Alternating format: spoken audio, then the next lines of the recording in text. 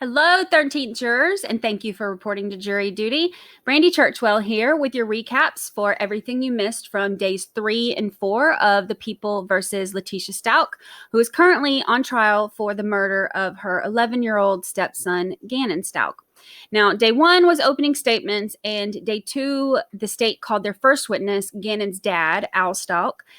We heard some basic background information about his relationship with Letecia and some family dynamics, and then began the call that never ends, where we hear Al and Letecia on the phone. Al is working with the FBI, trying to get some information from Letecia, who at this point is basically on the run. She won't give her location. She begins to tell Al about 17 different, very scattered and detailed versions of various stories to explain what may or may not have happened to Gannon. Extremely difficult to follow and very frustrating to listen to her screech and cry and blame him for everything. So that brings us to day 3. So let's get started. So we start off with another call between Al and Letecia that is being recorded by the FBI. This one is from February 14th, 2020. So it's more than 2 weeks after Gannon's disappearance. Now, Al is working to get any information he can from Letecia, and he tries to play nice. So he even starts off the call by telling her Happy Valentine's Day. Now, Letecia will not tell Al where she's at, but she's crying and she's telling him how difficult life is for her. She's telling him she had to stay in a hotel and she had to pay a dog fee for the hotel. And God forbid, she even had to borrow somebody's car, an old black car, to go to the store. Now, keep in mind, she's talking to a father who she knows is distraught and will never see his son again. And she knows this and she's responsible for it, but she's still trying to get sympathy from him because she had to borrow somebody's car to go to the store while she's on the run. It's a whole new level. So they go back and forth a little bit about things that she's seen on social media, about him possibly wanting a divorce, about her being removed from their car insurance, and about his frustration that she's given him so many versions of this story and none of them make sense. So he finally just pushes her. He says, just tell me the truth. And he's getting frustrated. And finally, she yells at him, if they give me immunity, I will help. Now, look, as a parent, I cannot imagine how Al was able to keep his cool when he heard this, because this is the first sign of her admitting that she even knows something that she's not telling them. So this breakthrough didn't last very long because she's already back to telling different outlandish versions of this story that she has created. So Letecia tells Al that there are details that would incriminate her, and she claims that whoever took Gannon is threatening her. Saying that he's going to kill her and her daughter, Harley. Now, Al asks her, why is your first thought something could be done to you and Harley, but they already did something to Gannon and you're not worried about that? So this leads us to yet another scattered version of a story that makes no sense and is hard to follow. Now, Letecia drops a new bombshell to Al by saying when police came and searched the home, the man who took Gannon was still in there. Now, this is something totally new to all of the versions of events that she's given, but she's refusing to give out any more information without there being the guarantee of immunity. She said that the police are treating her like a criminal. And she said, I'm not a criminal. I don't kill people. Letecia brings up immunity over and over throughout the conversation and even tells Al that he should be calling the police and advocating for her. She has a lot of nerve.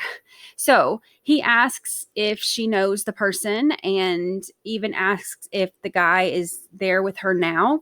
Asks if Gannon is safe or if she knows if Gannon is safe. And he begs her, please just tell me something. He said that he'll call in the tip line and he'll give something anonymously. Just give him something that he can use to try to help him get his son back. And he, even with the anonymous tip line, he's telling her, I will protect you, but he's just desperate to get something that could help him find his son.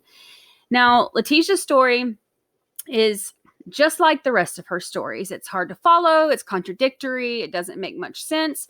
She's sobbing and screaming and crying while she's telling it, which makes it even harder to understand. And over and over and over again, she says she's not continuing until she gets immunity. Now, the basic premise of the story is this. She says that the man was still there when the police came. He had not taken Gannon at that point. She said that that's why she sent the girls to the dollar store, and she tried to point the cops to check this area. He asks how she knew that he was in that area or which area he was in. And then, of course, she backpedals and she said that she just meant she was telling them to check the large areas of the house. But she also said that she walked to the storage room while the guy was there and told them to check behind the boxes in the storage room. So again, she kind of goes back and forth and contradicts herself and nothing makes sense. Letecia mentioned not knowing if Gannon was hiding at that point, but thought that he might come out when the police come. She said that that part is kind of unclear and it's fuzzy for her because it was right after she hit her head and blacked out. Now, she also tells Al that she had gotten his AR out of the closet and was going to use it, but couldn't get it to work. She said that she could pick the guy out of a lineup. He's part of a gang, but she can pick him out of a lineup. But of course, she won't give a name without immunity. Everything he asks, every single thing he asks and tries to get out of her, she says, I want immunity. And then she finally tells him to just call her back when he figures out how to get her immunity. And then she hangs up. Now, the next call is the same day, and Al's demeanor toward her drastically changes. He's no longer playing the part where he's buying some story and telling her, oh, yeah, it makes sense, and trying to get more information out of her that way. He's finally telling her, I don't believe you. Now, she asks about immunity again, and Al tells her, I'm not your lawyer. If you want immunity, it's only because there is no guy. So Al said that he knows something bad happened to Gannon, and he wasn't there to take care of it. So he said that he will blame himself for that for the rest of his life. Now, I guess telling Letecia that he didn't believe that there was another guy involved made her kind of want to elaborate on this guy who wasn't involved or who he doesn't believe existed. So now she tells him, okay, fine. I was there. I'll give you the name. And when I tell you this part, I want immunity. So we begin yet another version of events, another story, another explanation. In this version, Letecia said that when she left Monday to go look at the bike from the Craigslist guy, that she was followed. Now, she said that all she was trying to do was just get Al a bike. She just wanted to get Al a bike. But she left Petco and realized that this dude was following them again.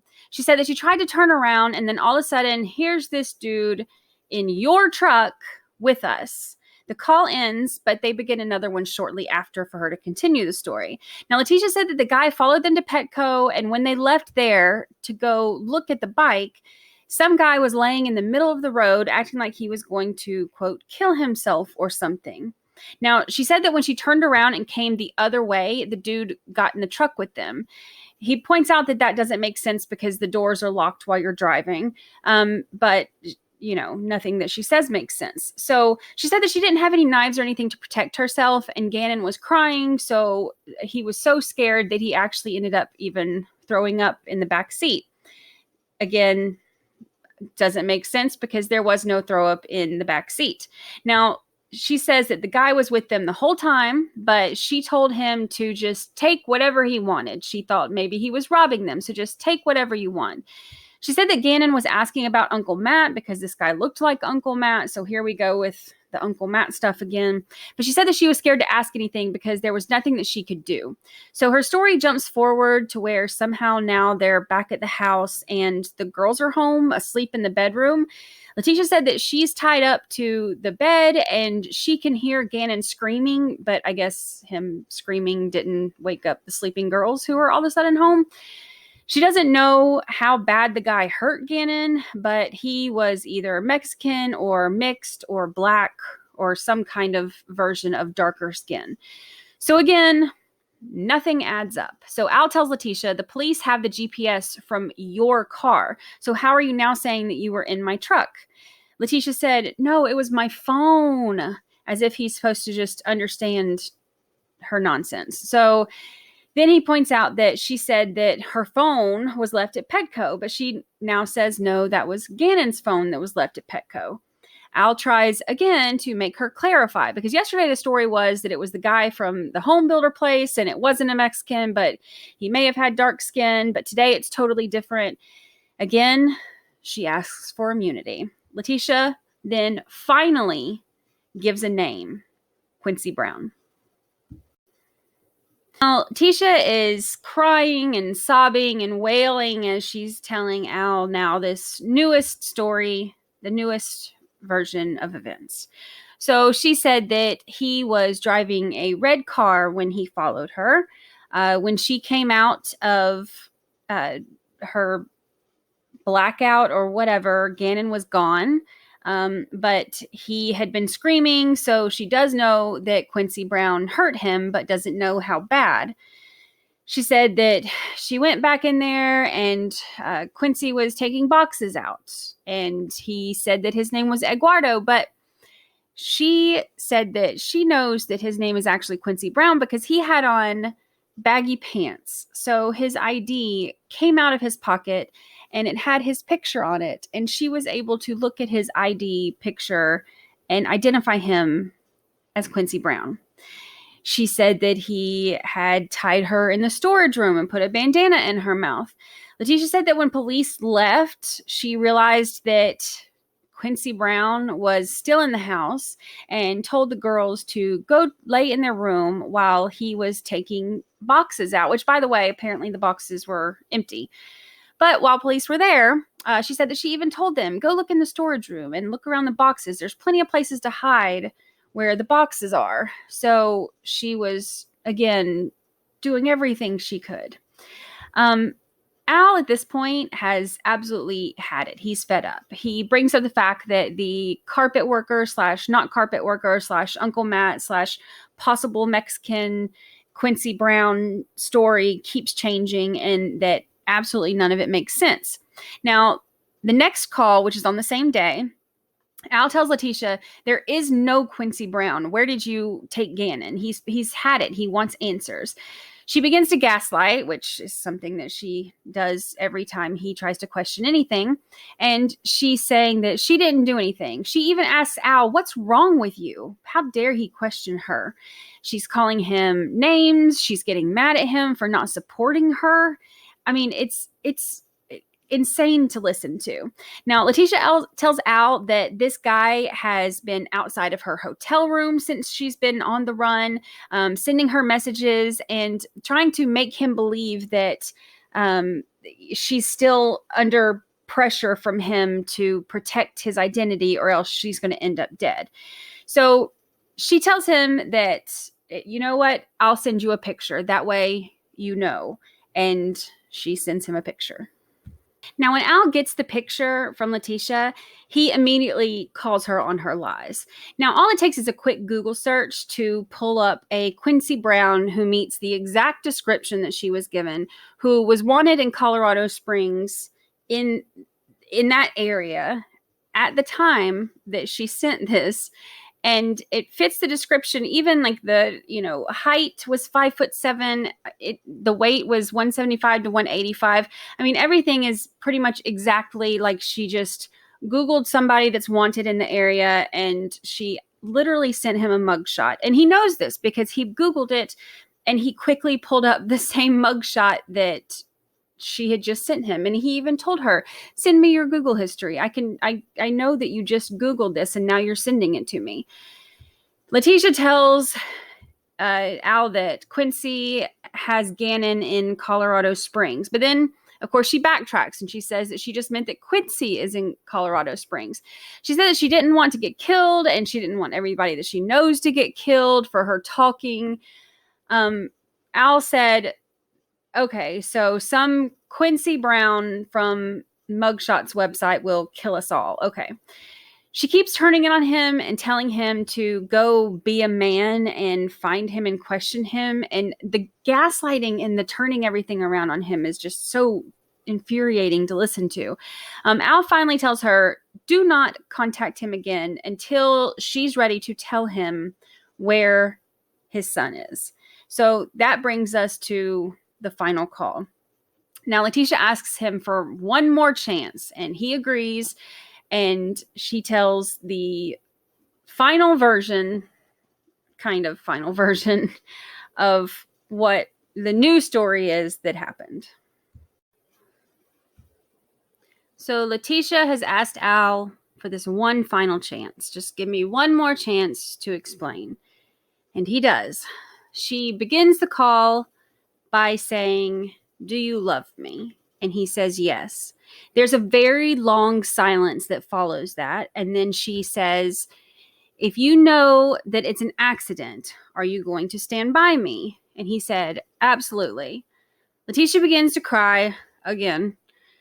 She said that she's sorry for all of the stories. She just didn't know what to do. At this point, I think she's just telling different stories every time he doesn't believe one and hoping that at some point there will be one that he believes. So here we go with the next version of events.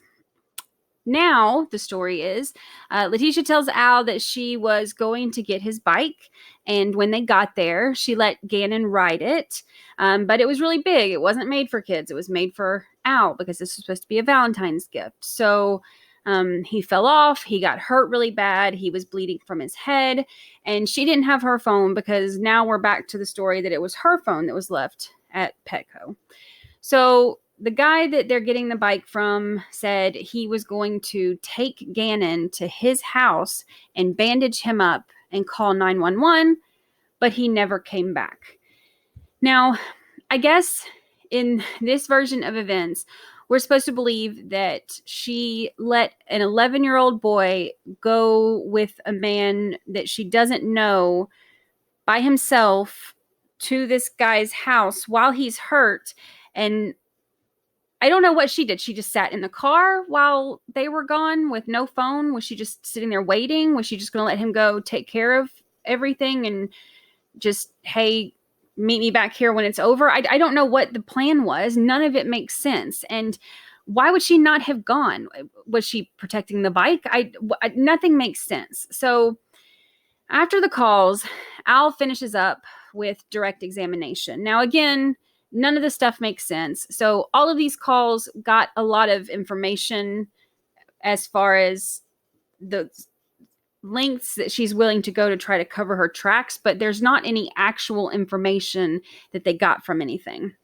The DA leads us through a line of questioning that shows that Letecia is able to plan vacations and itineraries and stick to them, that she can complete daily tasks, and she has no severe mental illness warning signs or no signs of it in any other parts of her life.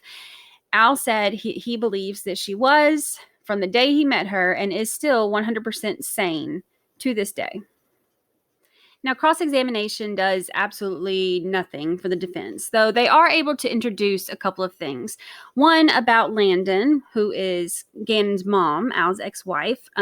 They bring up the fact that she had possible illegal activities and drug use in her history, and that's what caused the custody arrangement. And they made it a point to say that at that time, Al did feel more comfortable or safer having the kids with Letecia than he did with Landon.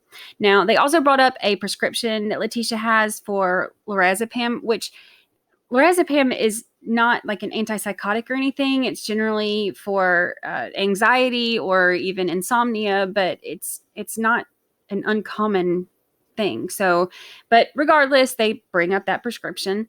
They also asked if Al knew about the abuse that Letecia suffered as a child. He basically said that there was one situation with one stepfather who he identified as Mr. Lowry, where there were a few abuse instances, but he said that caused Letecia to move out and move back in with her grandparents.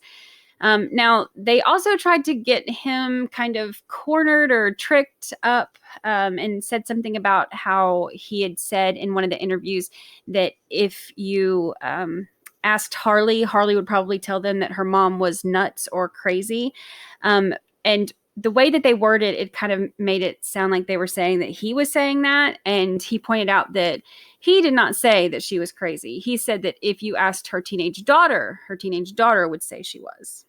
Now, the next three witnesses were all pretty quick. The first was Mr. Ponder, who flew in from Panama City, Florida.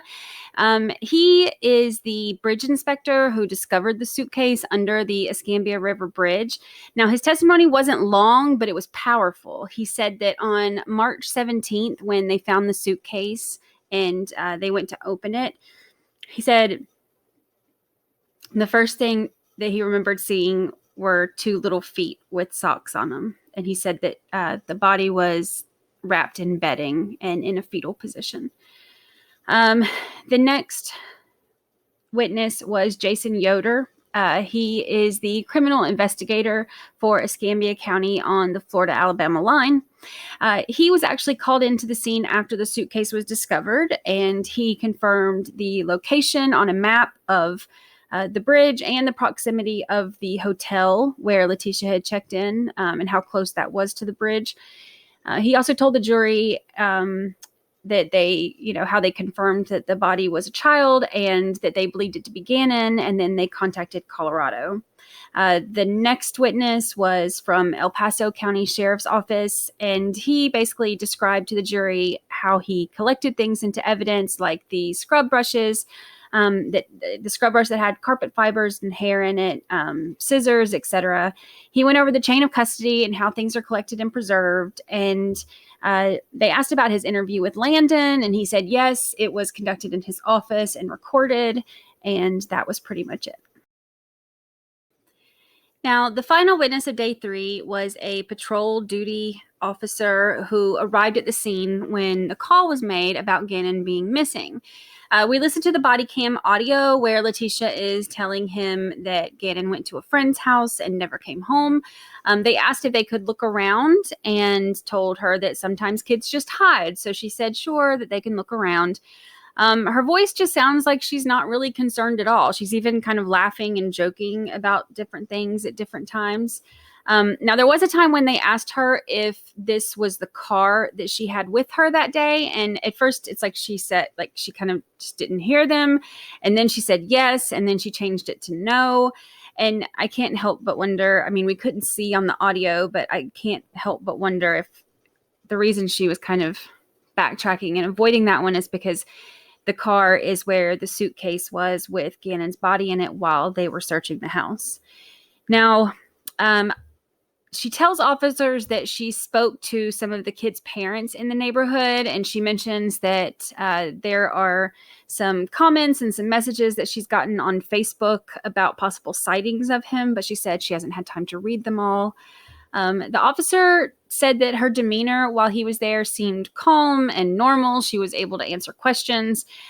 He said that if there were really a man who was hiding somewhere in the house, that he's confident he would have seen him based on the search that he did. And he said never at one point ever did Letecia ever point anywhere specific for him to look at.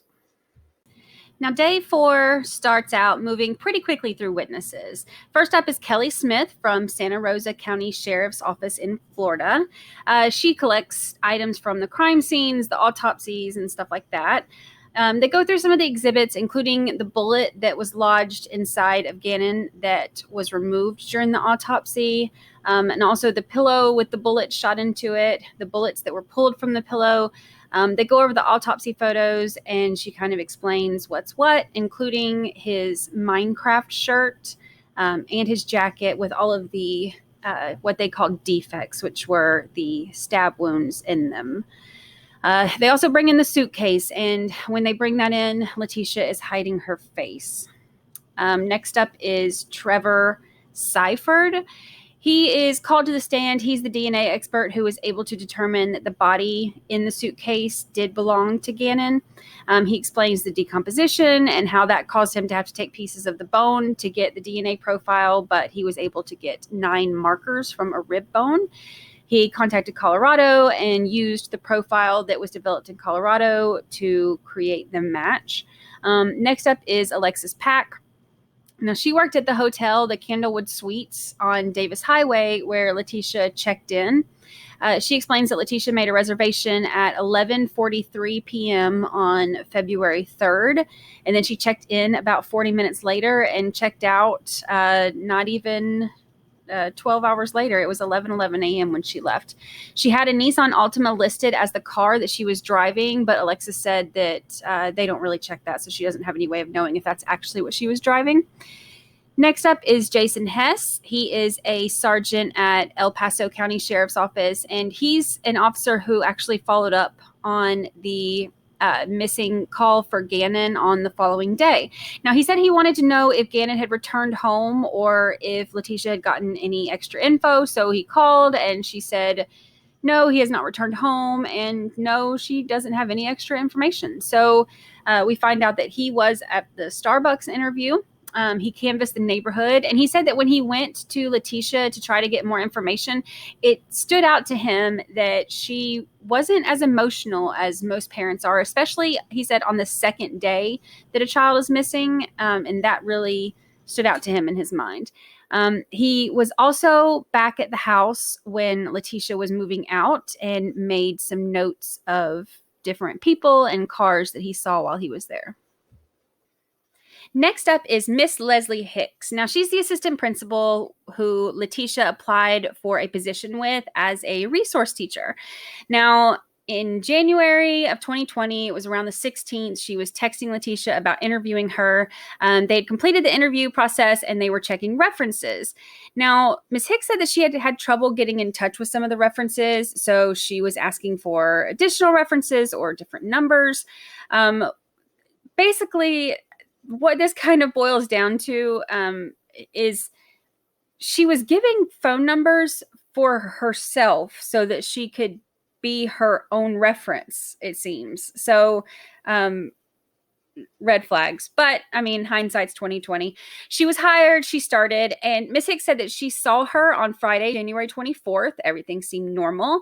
She got a text from her on Monday, January 27th. It was around 3 a.m., Letecia had told her that her stepfather passed away because he was walking and he got hit by a car. Now, at 7:21, she said that she sent another message saying her family lives on the East Coast. There was an exchange back and forth, but basically she said that she was going to try to get to the East Coast to see her family. Miss Hicks was trying to understand her plans so that she could make arrangements for a sub. She said that Letecia got mad because when she was trying to clarify just to make sure she wasn't coming in so that she could make the plans to get a sub for her, she said, "It's my parent. I can't believe that wouldn't even be an assumption in a time like this." And Miss Hicks told her, I can't assume anything. I'm sorry for your loss and I will support you, but she has a school to take care of and she can't assume anything. She needs direction from her. So moving right along, we have another body cam video. Now, this is from the same situation that the other one was from, but it's a different officer. So we hear more of the interaction of the officers and Letecia. Now, again, we notice that Letecia is laughing with the officers. She's making jokes. She said that Gannon was supposed to be home at 6 and didn't show up. She said that she drove to the neighbor's house on the corner to look for him and he wasn't there. So she kept going different places. And she said she was kind of sent on like a wild goose chase to different places looking for him, which is odd because we've already heard her say that she doesn't know any of the parents. She tells the officers that he left his phone at home, but she believes that he's with somebody that he knows because she says before he left, he searched, "Can my parents find me if my phone is off?" on his phone, and she saw it in the search history. She gives some random details about him asking for bath salts, about a cigar in his book bag, and about going to school with older kids. She kind of does that whole rambling thing that she tends to do. Now, she also mentions that she originally called 911 around 7 o'clock, but the officers didn't show up until just after 10. So instead of being panicked that it took them 3 hours and Gannon still isn't home, she said that her husband is upset that it took them a long time. Now, as for Letecia, she's kind of like, oh, no big deal. She tells them about the fire and she's kind of half laughing when she tells them about it. she gives them a picture of Gannon, although she didn't actually have a picture of Gannon. She had one of him and his sister, and she just told them to crop her out. She mentions that he took his game console with him, and she's not acting frantic or crazy. She's composed, and she's kind of rambling some, but she's answering questions. And she even said that he took the game console, which to me kind of makes it like she's trying to show them that he just left on his own. Now, this kind of goes against her whole insane thing too, because it shows that she's not just insane in these moments. She's calculated and she's thinking this through. Next up is Sergeant Ganstein, Chris Ganstein. Now, he was involved in the surveillance of Letecia within the days after the disappearance. Now, he tells the jury the story of January 30th when he was doing surveillance on Letecia and he watched her get into Harley's car. Harley got in the driver's seat and Letecia got in the back passenger seat and kind of hunched down in the back while Harley was driving. Now, he had a warrant for the phones and for the car. So he followed them to a Marshall's parking lot where they entered the store together. Letecia came out of the store before Harley, and the sergeant said that he approached her. Now, this is just a soft approach. This is not them coming out guns blazing. They're under arrest. He's just walking up to them to tell them, hey, I've got warrants and I need your keys and your phone. Now, he said that when he approached her, that she started to kind of walk backwards slowly and was kind of looking around and stuttering. And he told her, just relax. You're not in trouble. I just need the keys. Sergeant said that Letecia then just took off running. And while she was running, she threw her keys in the opposite direction in the parking lot. Now, they called up to her and detained her. And shortly after that, Harley came out. Now, they told Harley that they needed her phone, and they said that she was kind of reluctant to give it up. So the officer just basically just snatched it out of her hand. They didn't want to give her a chance to delete anything or alter the phone in any kind of way. Now, Letecia started screaming. When she saw Harley, she started screaming and told Harley, do not say anything, don't answer questions, and tell them you want an attorney. But the thing is, they weren't even under arrest. The next couple of witnesses are pretty quick. We have the coroner, Dr. Leon Kelly. Now, he tells the jury that the remains of Gannon, when they were found, were in a stage of advanced decomposition. So he relied on the femur for a DNA profile. Now, they also talked about the body decomposition and the smell of that. He pointed out that being wrapped in the blankets will protect the body by keeping it insulated, which prevents also flies and stuff, and that can help kind of keep the smell from taking over as quickly. And then also that this was in winter months in Colorado. So if the body were in the suitcase in the back of a car, with the temperature being so low, that would also keep the smell from kind of taking over pretty quickly and being really noticeable. Next up was Marissa Williams of El Paso County Sheriff's Office. Now, she's the one who tracked the Stauch's financial records. She also said that on January 28th, she was there for the interview with Detective Riley that they did with Al. And she said that she met Letecia on the 29th. She said that she felt like Letecia was evasive with questions. And she said that based on her experience with parents who have missing children, and runaways, she said she feels like most of them are concerned with doing something that they can to find their child. But Letecia, on the other hand, was kind of bothered that she had to come in and talk to them. And she was more concerned with her own well-being than with her missing sons.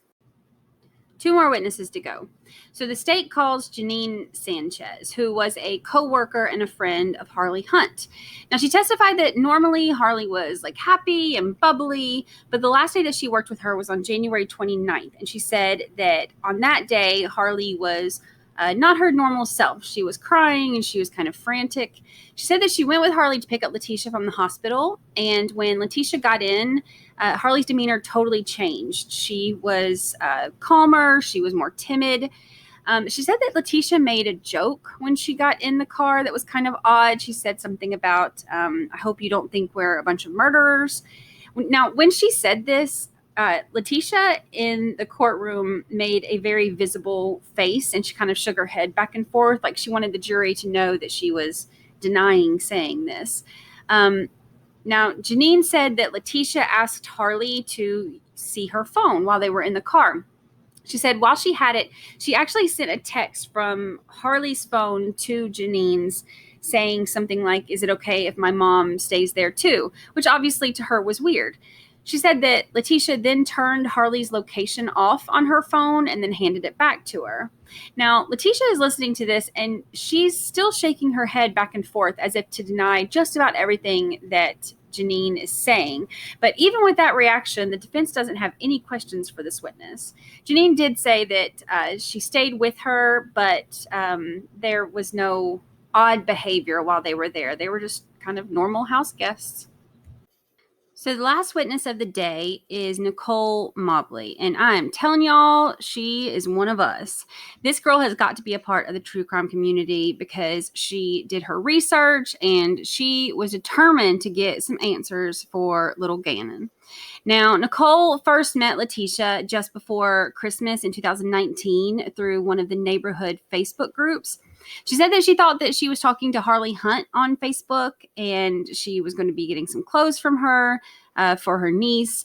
She was supposed to leave them on the porch, Harley was, but when she showed up, it wasn't Harley, it was Letecia, and she didn't leave them on the porch. She actually knocked on the door. She said that she doesn't like to answer the door, especially because it's cold outside and she's not very social. She doesn't want to have to talk, but Letecia knocked, so she answered and they talked for about 20 minutes. Now, she said that the conversation was very odd because she said she doesn't know this lady. She had never met her, but she's talking to her and Letecia's kind of just spilling her guts as if they have known each other forever. She said she's kind of telling her about her personal life and things she's frustrated with, which to her was just odd. Now, she said that Letecia messaged her again about a pair of pants and then messaged her again on Christmas Day, telling her that she was leaving for training in Florida. And she asked if Nicole's teenage niece wanted to stay at the house and help watch the house and take care of the dogs and maybe hang out with Harley since Harley didn't have many friends. Nicole said she didn't feel comfortable with that since she didn't know her, so she said no. Now, it was about a month later when Nicole saw in one of the neighborhood groups that, the neighborhood Facebook groups, that Gannon had left for a friend's house and didn't come back.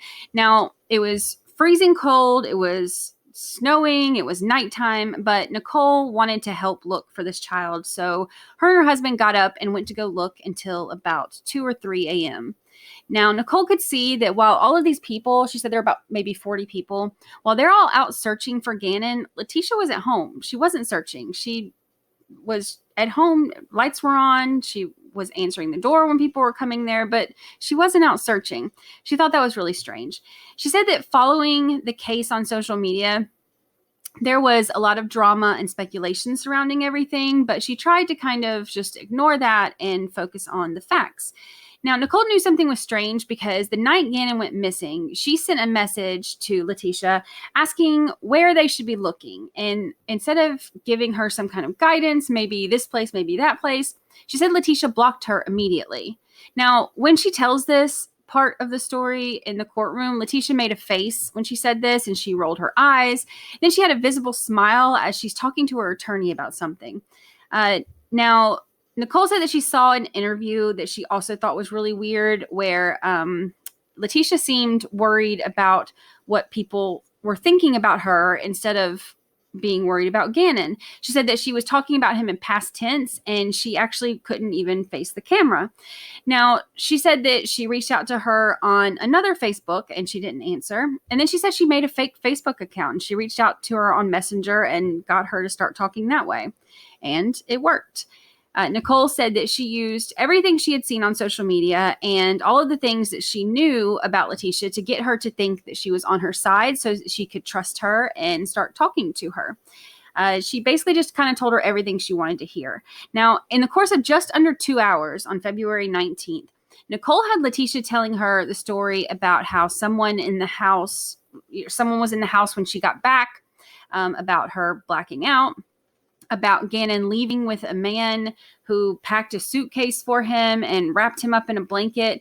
She described the 5'7" Hispanic man who weighed 175 pounds. And she said that she told the police about it, but that they just aren't doing anything. Now, Nicole is feeding into this, telling her she's on her side. Again, just basically telling her everything she wants to hear. Letecia tells her that she was beginning to think that the guy was still in the house when the police were there, because he just kind of popped back up with Gannon, and she put the girls up to protect them. Now, Letecia starts telling her that she desperately needs a witness to come forward and say that they saw this man with the suitcase and Gannon in a blanket wrapped up. She said she's willing to pay. She's desperate. If someone can just say this, then the police will have to look into it. And that's all she wants, because she just wants them to start looking in the right direction so that Gannon can come home. Now, Letecia wants to convince Nicole that she has nothing to do with it. So she tells her, Gannon would be closer if I were the killer. The killer. This is the first anything has been mentioned of a killer. At this point, it's still just a missing person. It's not a murder. So obviously that also hits Nicole, and I'm sure probably scared her and, probably freaked her out. Now, Letecia talks about the Uncle Matt story, and Nicole feeds into that as well, kind of wondering if Landon maybe sent someone to do this and take the kids. Maybe she was going to try to take both of them, but Lena wasn't there. But then also part of the story was that Lena was there. So that goes back and forth.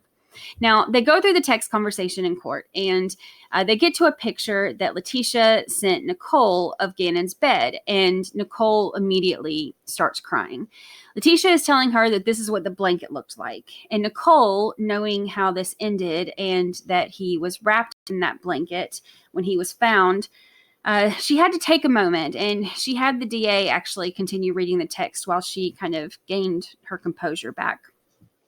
Letecia tried to plan with Nicole to have her make a fake report of seeing this guy, all while trying to convince Nicole, who was too smart for this, that it was all just to help her find Gannon, not to cover for herself.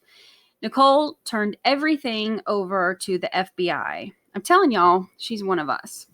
So day 4 ends with the judge getting a note from the jury about Letecia talking to herself and making hand gestures and wanting to know if they should just disregard that. Court resumes Monday morning, but that is the end of day 4. That does it for days 3 and 4 of the Stepmom murder trial, the trial of Letecia Stauch. Now, I appreciate y'all joining me. I cannot thank you enough for all the support. Please like, subscribe, and share, and I will see y'all next time.